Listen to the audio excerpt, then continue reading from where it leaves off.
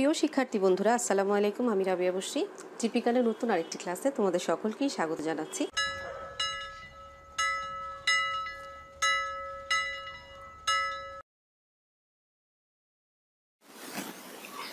আমাদের আজকের আলোচনার বিষয়বস্তু হলো একাদশ ও দ্বাদশ শ্রেণীর জীববিজ্ঞান দ্বিতীয় পত্র বইয়ের একাদশ অধ্যায় জিনতত্ত্ব ও বিবর্তন। আমি এর আগে দ্বিতীয় অধ্যায়ের হাইড্রা, ঘাসফড়িং এবং রুই মাছ সম্পর্কে আলোচনা করেছিলাম। বিশেষ রিকোয়েস্টে অন্যান্য অধ্যায় রেখে আগে একাদশ অধ্যায় সম্পর্কে আলোচনা করছি। আমি জানি একাদশ অধ্যায়টা অনেক গুরুত্বপূর্ণ এবং কিছুটা কঠিন, বোঝার ব্যাপার আছে। তো একাদশ অধ্যায় শুরু করার পূর্বে আমি প্রথমেই কিছু কথা বলে নিতে চাই। সেটা হচ্ছে একাদশ অধ্যায় এমন একটা অধ্যায় যা হচ্ছে জীববিজ্ঞানের একটা বেসিক অধ্যায়। যারা ভবিষ্যতে তোমরা মেডিকেলে পড়তে চাও অথবা ভালো কোনো সাবজেক্টে ইউনিভার্সিটিতে ভর্তি হতে চাও, তারা যদি এই অধ্যায়টা না পারে তাহলে আসলে আগানো সম্ভব নয়। এই অধ্যায় থেকে বোর্ড প্রশ্ন অবশ্যই আসে। এই অধ্যায় কখনো স্কিপ করে না, এই অধ্যায় থেকে প্রশ্ন থাকেই। কখনো এই অধ্যায় এমন হয়নি যে অধ্যায় থেকে প্রশ্ন আসেনি। এই অধ্যায় থেকে প্রশ্ন অবশ্যই থাকে, একেবারেই কম্পালসারি। তো যেহেতু এটা একটা পুরো বাধ্যগত একটা চ্যাপ্টার, যেখান থেকে অবশ্যই আসবে, এটার বাধ্যবাধকতামূলক আছে রয়েছে, অতএব এই অধ্যায়টা আমাদেরকে ভালো করে জানতে হবে। আর এই অধ্যায় জানার পূর্বে, বোঝার পূর্বে আমাদের সবার আগে জানতে হবে কিছু বেসিক সংজ্ঞা, অর্থাৎ কিছু সাধারণ প্রাথমিক ধারণা সম্পর্কে জানতে হবে। অর্থাৎ জিনতত্ত্ব বিবর্তনের শুরু করার আগে কিছু শব্দ, এই শব্দগুলোর অর্থ কি সেগুলো যদি আমরা না জানি, শব্দগুলো কিভাবে এসেছে সেগুলো যদি আমরা না জানি, তাহলে এই জিনতত্ত্ব বিবর্তনটা আমরা বুঝতে পারবো না ভালোভাবে। কারণ এখানে সূত্র রয়েছে, সূত্রসমূহের ব্যাখ্যা রয়েছে, তার ব্যতিক্রমের ব্যাখ্যা রয়েছে। এগুলো জানতে হলে অবশ্যই তোমাদেরকে এই বিষয়গুলো সম্পর্কে জানতে হবে। আর যেহেতু এটা সৃজনশীল প্রশ্ন আসে পরীক্ষায়, সেহেতু সৃজনশীল প্রশ্নের জন্য মনে রাখবে যে সৃজনশীল প্রশ্নে তোমাকে কিছুটা উদ্দীপক দিয়ে বানিয়ে তোমাকে একটা ঘটনা দেওয়া হবে। সেই ঘটনা থেকে তোমাকে কিন্তু সূত্রের ব্যাখ্যাটা খুঁজে বের করতে হবে। অতএব তুমি যদি এই জিনিসটা না বুঝো, অর্থাৎ জিনতত্ত্ব বিবর্তনের প্রাথমিক যে ধারণাগুলো সেগুলো যদি না জানো, তাহলে অবশ্যই ভেতরের যে পাড়ার জিনিসগুলো সেগুলো শুধু মুখস্থ করলেও তুমি মনে রাখতে পারবে না। তাহলে ভালো করে জানতে হলে আগে আমাদের এই জিনতত্ত্ব বিবর্তনের প্রাথমিক ধারণা সম্পর্কে একটি খুব ভালো ধারণা থাকা উচিত। তো প্রথমে আসছি জিনতত্ত্ব কাকে বলে। জীববিজ্ঞানের যে শাখায় জিনের গঠন, কাজ, বংশ পরম্পরায় সঞ্চারণের ধরন ও ফলাফল সম্বন্ধে বিস্তারিত আলোচনা করা হয় তাকে বংশগতিবিদ্যা বা জিনতত্ত্ব বা ইংরেজিতে বলা হয় জেনেটিক্স।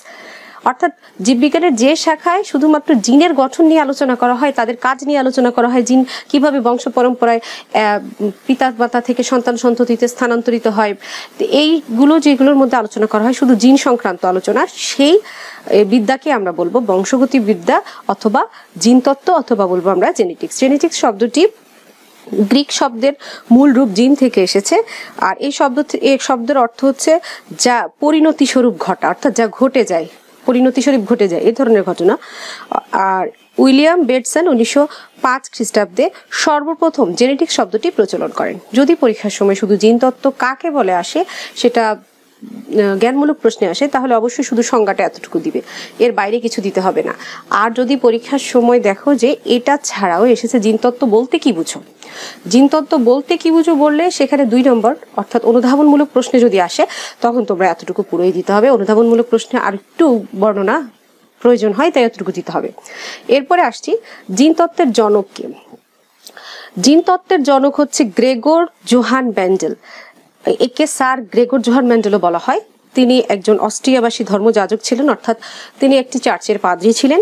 তিনি দীর্ঘদিন মটরশুঁটি গাছ নিয়ে গবেষণা করেন। তিনি শুধু চার্চের পাদ্রী ছিলেন তাই নয়, তিনি সেই চার্চের পাশে স্কুলে সেখানকার ছোট ছোট বাচ্চাদের পড়াশোনা পড়াতেন, টিউশন দিতেন। শুধু তাই করতেন না, স্কুলে পড়াতেন না, তার এত অসীম জ্ঞান ছিল এবং জিনতত্ত্ব সম্পর্কে তার এত বেশি আগ্রহ ছিল, সেই চার্চের সামনে যে একটি বাগান রয়েছে যেখানে সে নিজেই মটরশুঁটি গাছ লাগিয়ে জিনতত্ত্বের উপর গবেষণা করেছেন।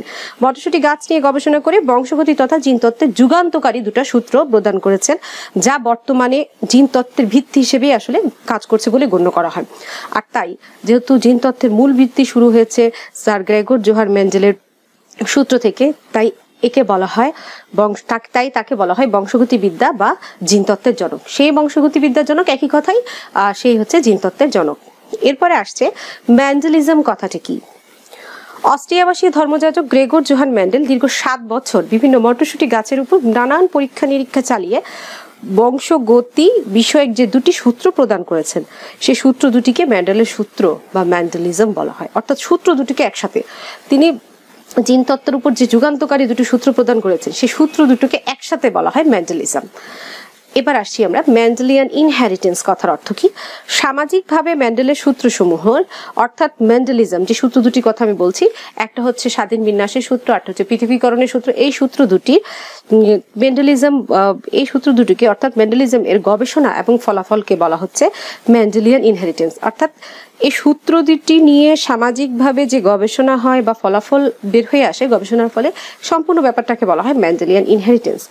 এরপরে আমরা একটা শব্দ সম্পর্কে জানবো, বংশগতি। এটা পড়ার সময় আমরা বারবার বলতেছি বংশগতি বিদ্যা বংশগতভাবে সঞ্চারিত হচ্ছে। বংশগতি কথাটির অর্থ কি, অষ্টম শ্রেণী থেকে এটা পড়ে আসছো। তারপরে আবার বলছি, পিতামাতার বৈশিষ্ট্য সমূহ সন্তান সন্ততিতে যে সুনির্দিষ্ট নিয়ম বা পদ্ধতিতে স্থানান্তরিত হয় কিংবা সঞ্চারিত হয় তাকে বলা হয় বংশগতি। অর্থাৎ পিতামাতার বৈশিষ্ট্যগুলো যেভাবে সন্তানে আসে, অর্থাৎ আমরা এক একজন দেখা যাচ্ছে যে পিতা এবং মাতার এক একটা বৈশিষ্ট্য পেয়েছি, কেউ হয়েছে পিতার মতো, কেউ হচ্ছে মাতার মতো। এই যে বৈশিষ্ট্যগুলো মাতা পিতার শরীর থেকে আমাদের শরীরে কিভাবে এলো, এটাই হচ্ছে এই আসার প্রক্রিয়াটাই হচ্ছে বংশগতি। যে প্রক্রিয়া এসেছে তাই হচ্ছে বংশগতি। এরপরে আমরা বেশ কিছু সংজ্ঞা, কিছু কিছু টপিকস সম্পর্কে জানবো, যে টপিকস গুলো সম্পর্কে না জানলে আমি বলেছি যে জিনতত্ত্ব বা বিবর্তনের যে বিভিন্ন সূত্রগুলো, এগুলোর ব্যাখ্যা আমরা দিতে পারবো না। প্রথমে আসছে জিন। জিন হলো ডিএনএ অণুর এমন একটি খণ্ডিত অংশ যা এক অণু প্রোটিন সংশ্লেষণের জন্য প্রয়োজনীয় কোড বা সংকেত প্রদান করে। এটা হচ্ছে জিনের সংজ্ঞা। অন্যভাবে সহজ করে বলে, জীবের বংশগতির মৌলিক ও কার্যিক একক যা বংশান্তরে জীবের বৈশিষ্ট্যের ধারক ও বাহক, তাকে জিন বলে। তো এখানে আমি বলতে চাচ্ছি জিন কোথায় থাকে যদি একটু চিন্তা করি। আমাদের শরীর তৈরি হয়েছে কোষ দিয়ে, তাই কোষ হচ্ছে আমাদের দেহের কার্যকরী একক। তেমনি ক্রোমোজোম বা জীবের বংশগতি তৈরি হয়েছে জিন দিয়ে, তাই এর কার্যকরী একক হচ্ছে জিন। এই যে জিনটা কোথায় থাকে, প্রত্যেকটা কোষের মধ্যে রয়েছে নিউক্লিয়াস, আর নিউক্লিয়াসের ভিতরে যে সুতাকৃতির অংশ রয়েছে তাকে আমরা বলি ক্রোমোজোম। আর ক্রোমোজোমের ভেতরে থাকে সর্পিলাকার ডিএনএ, দ্বিসূত্রক ডিএনএ, যেটা সম্পর্কে তোমরা জানো, উদ্ভিদবিজ্ঞান প্রথম পত্র, জীববিজ্ঞান প্রথম পত্র বইতে পড়েছো, প্রথম অধ্যায়। সেই ডিএনএ এর ভেতরের একটা খণ্ডিত অংশ, অর্থাৎ অল্প একটু অংশ, যতটুকু অংশ, ততটুকুই নির্দিষ্ট অংশ, যতটুকু অংশ আমাদের যে কোনো একটা চারিত্রিক বৈশিষ্ট্য বহন করে তাকে বলা হচ্ছে জিন। মনে করো তোমার গায়ের রং ফর্সা আর তোমার ছোট ভাইয়ের গায়ের রং কালো, তো ফর্সা বৈশিষ্ট্যের জন্য তোমার শরীরে জিনের যতটুকু অংশ এই ফর্সা বৈশিষ্ট্য বহন করছে, ওই অতটুকু অংশই হচ্ছে এক একটা, মানে ডিএনএ যে খণ্ডিত অংশ এই ফর্সা বৈশিষ্ট্যটা বহন করছে ততটুকুই হচ্ছে জিন। অথবা কেউ হচ্ছে লম্বা, তার লম্বা হওয়ার জন্য যতটুকু বৈশিষ্ট্য বহন করছে জিনের, ডিএনএর ভিতরে যতটুকু অংশ ওইটুকু বৈশিষ্ট্য বহন করছে, যতটুকু অংশ অতটুকু খণ্ডিত অংশকে আমরা বলবো এক একটা জিন। তার মানে হচ্ছে জিন আমাদের শরীরের এক একটা বৈশিষ্ট্য, আমাদের শরীরের এক একটা বৈশিষ্ট্য, আমাদের শরীরের এক একটা লক্ষণ, এগুলোকে জিন প্রকাশ করে, অর্থাৎ জিন এগুলোকে ধারণ করে। জিনকে মেন্ডেল আরেকটি নাম দিয়েছিল, তার নাম হয়েছে ফ্যাক্টর। জিনের আরেক নাম হচ্ছে ফ্যাক্টর। লোকাস, যে নির্দিষ্ট স্থানে জিন বা অ্যালিল ক্রোমোজোমে অবস্থান করে তাকে লোকাস বলে। যে নির্দিষ্ট স্থানে, একটু আগে আমি বলেছি যে জিন থাকে নিউক্লিয়াসের ভিতরে, ক্রোমোজোমের অভ্যন্তরে, ডিএনএ এর ভিতরের একটা নির্দিষ্ট অংশে। তো এখন জিন সেখানে থাকে, তো জিন ঠিক যে অংশটায় থাকে তাকে খুঁজে বের করা, সেটাকে বলা হচ্ছে, তার স্থানটা নির্ধারণ করা হচ্ছে লোকাস। সহজ কথায় আমি যদি বলি যে তোমরা হয়তো নবম দশম শ্রেণীতে পড়ে আসছো জীব প্রযুক্তির মধ্যে যে ইনসুলিন তৈরির জন্য জিন অগ্নাশয়ের বেটা কোষে থাকে, বেটা কোষ থেকে আসে। তো সেই অগ্নাশয়ের বেটা কোষের ভিতরে যে নিউক্লিয়াস রয়েছে, সেই নিউক্লিয়াসের ভিতরে যে ক্রোমোজোম রয়েছে তার অভ্যন্তরে ডিএনএ এর ভেতরের যে খণ্ডিত অংশটা শরীরে শুধুমাত্র ইনসুলিন তৈরি করে, সে খণ্ডিত অংশটাই হচ্ছে এক একটা জিন। আর ওইটা কোথায় অবস্থান করতেছে, এই যে বের করা হয়েছে অগ্নাশয়ের ভেতরে যে ডিএনএ রয়েছে তার ভেতরে বা ক্রোমোজোমের মধ্যকার একটা অগ্নাশয়ের বেটা কোষে অবস্থান করছে, এই যে খুঁজে বের করা ঠিক কোন অংশটা ইনসুলিনের জিন বহন করছে তাকে কেটে এনে বায়োটেকনোলজিতে ব্যবহার করা, এই যে খুঁজে বের করলো তার অবস্থানটা, সেটাই হচ্ছে লোকাস, অর্থাৎ জিনের বাসা। সোজা কথা, জিন যেখানে থাকে জিনের স্থানটা। তো যে নির্দিষ্ট স্থানে জিন বা অ্যালিল ক্রোমোজোমে অবস্থান করে তাকে লোকাস বলে। অ্যালিল কথাটা একটু পরে আসছি, অর্থাৎ ক্রোমোজোমে জিনের নির্দিষ্ট স্থানের নাম হচ্ছে লোকাস। অ্যালিল কথাটা নিয়ে আলোচনা করছি। আমাদের শরীরে যে কোনো বৈশিষ্ট্য নিয়ন্ত্রণকারী যে জিন সেটা সবসময় জোড়ায় জোড়ায় থাকে, অর্থাৎ একটি থাকে না। আমাদের শরীরে ধরো তোমার তুমি লম্বা, তুমি যে লম্বা তার জন্য তোমার শরীরে দুটো জিন কাজ করছে। এর জন্য এই যে দুটো জিন কাজ করছে, এর এক জোড়ায় কাজ করছে, এই দুটো জিন একে অপরের অ্যালিল, এই দুটো জিন একে অপরের অ্যালিল। যেমন তোমরা দুই ভাই বোন, তুমি তার দুই ভাই, তুমি তোমার ভাইয়ের ভাই, হয়তো তাকে বলতেছো তুমি তার ভাই, সে আবার বলতেছে এ আমার ভাই, তো একে অপরের অ্যালিল এভাবেই হয়েছে। তো এখানে আমি যদি একটু স্পষ্ট করে বলি আরো, যেমন একই ধর্মী বিপরীত ধর্মী, যেমন ধরো তুমি তোমার পিতা হচ্ছে লম্বা, তোমার মাতা খাটো। এখন তোমার শরীরে তো পিতা এবং মাতা উভয়ের কাছ থেকে একটা করে জিন এসেছে, এক সেট আসেনি, ভেঙে এক জোড়া করে থাকার কথা। বাবার শরীরে এক জোড়া আছে, সেখান থেকে ভেঙে একটা এসেছে। মায়ের শরীরে এক জোড়া আছে, সেখান থেকে ভেঙে একটা এসেছে। দুটো মিলে তুমি তোমার লম্বা বৈশিষ্ট্যটা ধারণ করছো। এখন মনে করো তোমার পিতা লম্বা, তার শরীরে যে বৈশিষ্ট্য রয়েছে তা হচ্ছে তার লম্বা বৈশিষ্ট্য এক জোড়া জিন কাজ করছে, ক্যাপিটাল টি। তোমার পিতার চিহ্ন। এটা হচ্ছে তোমার মাতা, তার শরীরে খাটো বৈশিষ্ট্য কাজ করছে, তাকে আমরা স্মল টি দিয়ে বুঝালাম। এটা হচ্ছে মাতা। পিতা থেকে যে গ্যামেট সৃষ্টি হয়েছে, দ্যাট মিনস পুং গ্যামেট, সে প্রত্যেকটা গ্যামেটে এইগুলো থেকে একটি একটি করে জোড়া ভেঙে একটি করে জিন এখানে প্রবেশ করেছে বা ক্রোমোজোম এখানে প্রবেশ করেছে। ঠিক এখান থেকেও একটি করে প্রবেশ করেছে। এখন পিতা থেকে একটি জিন আর মাতা থেকে একটি জিন এসে, অর্থাৎ পুং গ্যামেট আর স্ত্রী গ্যামেট এসে ক্রসের মাধ্যমে, মিলনের মাধ্যমে তোমরা সৃষ্টি হয়েছে বা একটা সন্তান সৃষ্টি হয়েছে, তার ভিতরে এসেছে এই জিন। তাহলে একটা পিতা থেকে আগত, একটা মাতা থেকে আগত, তাহলে এই টি এর অ্যালিল। আবার পিতার শরীরে যে দুটোই টি আছে, এই টি এর অ্যালিল, এই টিটা আবার এই টি এর, এই স্মল টিটা এই টি এর অ্যালিল, এই টিটা এই টি এর অ্যালিল। তেমনি তাহলে আমরা দুই ধরনের দেখতে পাচ্ছি যে ক্যাপিটাল টি এটাও একে অপরের অ্যালিল, আবার যদি ক্যাপিটাল টি স্মল টি হয় তারাও একে অপরের অ্যালিল। এখানে তাই বলা হয়েছে যে যদি একই ধর্মী হয়, অর্থাৎ একই রকম দুটোই লম্বা হওয়ার জিন থাকে তাহলে একই ধর্মী, আর দুটোই যদি একটা যদি লম্বা হওয়ার জিন একটা যদি খাটো হওয়ার জিন থাকে তাহলে বিপরীত ধর্মী ক্রোমোজোমে নির্দিষ্ট লোকাসে অবস্থান করে জিন যুগল যারা একে অপরের অ্যালিল বা অ্যালিলোমর্ফ, একে অ্যালিলোমর্ফও বলা হয়। হোমোজাইগাস কথার অর্থ কি একটু আগে বলেছি, পিতার জিনটা যদি বিশুদ্ধ হয়ে থাকে, অর্থাৎ দুটোই ক্যাপিটাল টি থেকে থাকে, তাহলে সেটা হচ্ছে হোমোজাইগাস। মায়ের দুটোই স্মল টি, তাহলে এটা হচ্ছে হোমোজাইগাস। কিন্তু সন্তানের শরীরে একটা পিতার থেকে বড় এসেছে ক্যাপিটাল টি, একটা স্মল টি এসেছে, তাহলে তার শরীরে যে জিন সেটা হোমোজাইগাস না, সেটা হবে হেটেরোজাইগাস। অর্থাৎ দুটো একই রকম হলে সেটা হোমোজাইগাস, ভিন্ন ধরনের হলে তাকে বলা হবে হেটেরোজাইগাস। সংজ্ঞাতে আসি, কোনো জীবের নির্দিষ্ট বৈশিষ্ট্য নিয়ন্ত্রণকারী অ্যালিল বা জিন দুটি একই ধর্মী হলে, অর্থাৎ জিন দুটি যদি একই রকমের হয় তাকে হোমোজাইগাস বলে। যেমন লম্বা বৈশিষ্ট্যের অ্যালিল ক্যাপিটাল টি এবং খাটো বৈশিষ্ট্যের অ্যালিল স্মল টি হলো হোমোজাইগাস জিনের উদাহরণ। ঠিক একইভাবে আমরা হেটারোজাইগাস জিনের উদাহরণ সম্পর্কে আলোচনা করতে পারি, যে কোনো জীবের একটি নির্দিষ্ট বৈশিষ্ট্য নিয়ন্ত্রণকারী অ্যালিল দুটি যদি বিপরীত ধর্মী হয়, অর্থাৎ অসম প্রকৃতির হয়, তাহলে হেটারোজাইগাস জীব বলে। যেমন একটা ক্যাপিটাল টি একটা স্মল টি, অ্যালিলধারী জীবটি লম্বা হলেও এটি হেটারোজাইগাস। এই ক্ষেত্রে আমি একটু বলতে চাচ্ছি যে দেখা যাচ্ছে সন্তানের শরীরে একটা এসেছে লম্বা হওয়ার জিন, একটা এসেছে খাটো হওয়ার জিন, তাহলে সন্তানের শরীরে কোনটা প্রকাশিত হবে? সন্তানের শরীরে যে বৈশিষ্ট্যটা প্রকট সেটা প্রকাশিত হবে। আর আমরা এই যে টি বলছি, মূলত আমাদের শরীরে এভাবে টি বা capital T small T A B C D X Y Z দিয়ে কোনো ক্রোমোজোম নেই, এগুলো আমরা একটা প্রতীক অর্থে ব্যবহার করেছি। যেমন অঙ্কে তোমরা বলো ধরি লিচুর সংখ্যা এক্স টি, ঠিক সেই রকম এখানে আমরা একটা প্রতীক অর্থে এটা ব্যবহার করেছি, এই শব্দগুলোকে বা এই অক্ষরগুলোকে প্রতীক অর্থে ব্যবহার করেছি। তো এই ক্ষেত্রে এই দুটো জিনের মধ্যে একটা জিন থাকবে প্রকট, অর্থাৎ যার পাওয়ারটা বেশি থাকবে।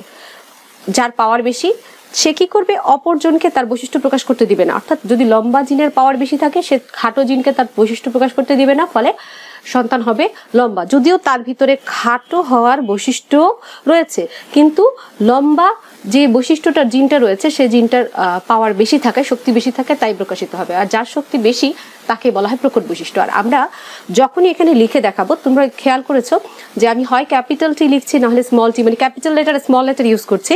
তো তোমাদের বইতেও তোমরা দেখতে পাবে যে ক্যাপিটাল লেটার শুধুমাত্র প্রকট বৈশিষ্ট্যগুলোর ক্ষেত্রে ব্যবহার করা হয়, স্মল লেটার ব্যবহার করা হয় প্রচ্ছন্ন বৈশিষ্ট্যগুলোতে।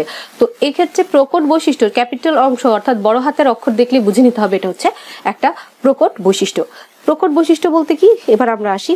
একজোড়া বিপরীত বৈশিষ্ট্য সম্পন্ন হোমোজাইগাস জীবে ক্যাপিটাল টিটি বা স্মল টিটি সংকরায়ন ঘটালে, এই যে একজোড়া হোমোজাইগাস জীবে, এক জোড়া, এটা একটা জোড়া, এটা একটা জোড়া, তাহলে এভাবে যদি আমরা, এটা একটা জোড়া, এটা একটা জোড়া, দুটো মিলে এক জোড়া। তো এক জোড়া যদি বিপরীত বৈশিষ্ট্য সম্পন্ন হোমোজাইগাস জীবের মধ্যে টিটি স্মল টিটি সংকরায়ন ঘটানো হয়, তাহলে F1 যৌনতে, F1 যৌন কথার অর্থ কি, অর্থাৎ এটা হচ্ছে পিতা, এটা মাতা, তার থেকে এসেছে, এটা হচ্ছে পিতা মাতা প্যারেন্টস, এখান থেকে এসেছে এগুলো হচ্ছে গ্যামিট, এগুলো হচ্ছে গ্যামিট। গ্যামিট মানে হচ্ছে পুংগ্যামিট অথবা স্ত্রী গ্যামিট, তার থেকে এসেছে কে, সন্তান। এই সন্তানটাই হচ্ছে ফ্যামিলি 1, অর্থাৎ সংক্ষেপে একে ধরা হয় F1। এই সন্তানই হচ্ছে F1 বা ফ্যামিলি 1, প্রথম বংশধর। সন্তানের যদি আবার সন্তান হয় সেটা হবে আবার F2। এভাবে যত বংশ আগাবে, অর্থাৎ আমরা চিহ্নিত করে দেখাবো খাতা কলমে, যত সামনে যাবে তত আমরা F1, F2, F3 এভাবে ধরবো। তো প্রথম যে পিতামাতা ধরা হয় সেখানে কোনো F ধরা হয় না বা তার আগের বংশ ধরা হয় না, সেখান থেকে আমরা শুরু করে প্রথম বংশধরকে আমরা বলবো F1। তাহলে একজোড়া বিপরীত বৈশিষ্ট্য সম্পন্ন হোমোজাইগাস জীবে ক্যাপিটাল টিটি এবং স্মল টিটি সংকরায়ন ঘটালে F1 যৌনতে সৃষ্টি হয় যে হেটারোজাইগাস জীব তৈরি হয়। একটু আগেই বলেছি হোমোজাইগাস জীব দুটো থেকে তৈরি হয়েছে একটা হেটারোজাইগাস জীব, অর্থাৎ হেটারোজাইগাস সন্তান। তো হেটারোজাইগাস জীব তৈরি হয় যা বৈশিষ্ট্য প্রকাশ পায়, অর্থাৎ এই হেটারোজাইগাস জীবে যে বৈশিষ্ট্যটা প্রকাশ পাবে তাকেই বলা হবে প্রকট বৈশিষ্ট্য। আমি বলেছি সেই বৈশিষ্ট্যটাই প্রকাশ পাবে যার পাওয়ার বা শক্তি বেশি থাকবে, আর যে বৈশিষ্ট্যটা প্রকাশিত হবে তাকে বলা হবে প্রকট বৈশিষ্ট্য। অর্থাৎ এখানে ক্যাপিটাল টি একটা প্রকট বৈশিষ্ট্য, লম্বা হওয়ার জিনটা, তাই তার সন্তানাদিতে অর্থাৎ ফ্যামিলি 1-এও সেই প্রকট বৈশিষ্ট্যটাই প্রকাশ পাবে। যেমন F1 যৌনের মটর গাছে লম্বা এবং খাটো উভয় ধরনের লক্ষণের জন্য একটি করে জিন থাকলেও জীবে শুধুমাত্র লম্বা বৈশিষ্ট্যের প্রকাশ ঘটায়, অতএব মটর গাছের লম্বা বৈশিষ্ট্যটাই হচ্ছে তার প্রকট বৈশিষ্ট্য। এরপরে আমরা আসছি প্রচ্ছন্ন বৈশিষ্ট্য। সহজ কথায় আমরা একটু আগে বলেছি যার পাওয়ার বেশি, শক্তি বেশি, সে কিন্তু প্রকট বৈশিষ্ট্য। তাহলে যার শক্তি কম সে হচ্ছে প্রচ্ছন্ন বৈশিষ্ট্য। অর্থাৎ যে বৈশিষ্ট্যের জিন জীবের শরীরে থাকবে কিন্তু প্রকাশিত হবে না, লুকায়িত অবস্থা থাকবে, অর্থাৎ সে তার চারিত্রিক বৈশিষ্ট্য প্রকাশ করতে পারবে না কিন্তু জিনটা থাকবে, তাকে বলা হবে প্রচ্ছন্ন বৈশিষ্ট্য। যেমন একজোড়া বিপরীত বৈশিষ্ট্য সম্পন্ন হোমোজাইগাস জীবে টিটি, ক্যাপিটাল টিটি এবং স্মল টিটি সংকরায়ন ঘটালে F1 জনিত সৃষ্ট হেটারোজাইগাস জীবে যে বৈশিষ্ট্যটি প্রকাশ পায় না, একটু আগে আমরা যে সংজ্ঞা পড়েছি সেখানে পড়েছিলাম যে বৈশিষ্ট্যটি প্রকাশ পায়, এখন পড়ছি যে বৈশিষ্ট্যটি প্রকাশ পায় না কিন্তু তার জিন বিদ্যমান থাকে তাকে প্রচ্ছন্ন বৈশিষ্ট্য বলে। যেমন F1 যৌনর মটর গাছে লম্বা এবং খাটো, লম্বা মানে টি, খাটো মানে স্মল টি, উভয় ধরনের লক্ষণের জন্য একটি করে জিন থাকলেও জীবে শুধুমাত্র লম্বা বৈশিষ্ট্য, অর্থাৎ এই ক্যাপিটাল টি স্মল টি জীবে শুধুমাত্র লম্বা বৈশিষ্ট্যেরই প্রকাশ ঘটে, আর খাটো বৈশিষ্ট্য বিদ্যমান থাকলেও সেটা কি থেকে যায়, অপ্রকাশিত থেকে যায়। অতএব মটর গাছের খাটো বৈশিষ্ট্য হচ্ছে প্রচ্ছন্ন বৈশিষ্ট্য। এছাড়াও আরো কিছু গুরুত্বপূর্ণ বিষয় রয়েছে, প্রাথমিক ধারণা দিতে হবে জিনতত্ত্ব বিবর্তনে, যেটা আমি আগামী ক্লাসে তোমাদেরকে দিব। তারপরে আমরা মূলত মেন্ডেলের সূত্র, সেই সূত্রের ব্যাখ্যা, সেই সূত্রের ব্যতিক্রম সম্পর্কে আমরা আলোচনা করব। এই বিষয়গুলো ভালো করে না বুঝলে, কারণ আমি যখন পড়াবো বা বুঝাবো বা তোমরা যখন পড়বে প্রকট বৈশিষ্ট্যটি লিখো, প্রচ্ছন্ন বৈশিষ্ট্য থেকে এটা এসেছে, তুমি যদি আগেই না জানো কোনটা প্রকট বৈশিষ্ট্য, তুমি যদি নাই বুঝো কোনটা হেটারোজাইগাস, কোনটা হোমোজাইগাস, জিন কোনটা, কিংবা লোকাস বলতে কি বোঝানো হচ্ছে, অ্যালিলকে, তাহলে কিন্তু তোমরা সেই সূত্রটার ব্যাখ্যা করতে পারবে না। তাই আগে আমাদের এই সাধারণ ধারণাগুলো সম্পর্কে ভালো করে একটা পরিষ্কার ধারণা থাকতে হবে, তবে আমরা জিনতত্ত্ব বিবর্তন সম্পর্কে ভেতরে যখন পড়বো তখন সবকিছু বুঝতে পারবো। আজকে এই পর্যন্ত, পরবর্তী ক্লাস দেখার আমন্ত্রণ রইল। সেই পর্যন্ত ভালো থাকবে। আল্লাহ হাফিজ।